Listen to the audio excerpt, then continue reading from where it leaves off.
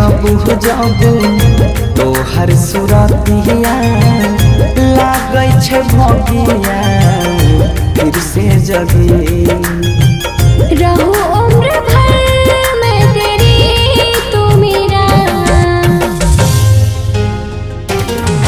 जब हम बादल बन जाइबो तू बारिश बन के अइहे, जब कम पड़ जाहि तो सासे तू हमारा दिल में समय है।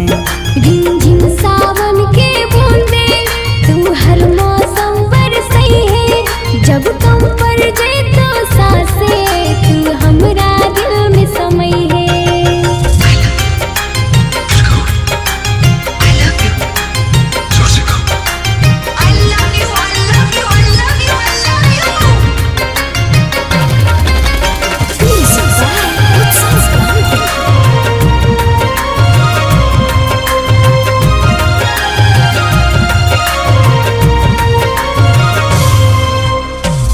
हमरा लबों पे आइते कभी कभी ओ नाम पहिला तोहर हमरा जुबां पर।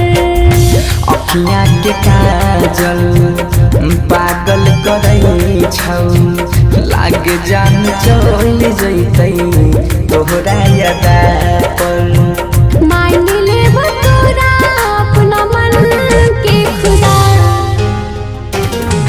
जब हम बादल बन जाइबो तू बारिश बन के अइहे, जब कम पड़ जाहि तो सासे तू हमारा दिल में समय है। रिमझिम सावन के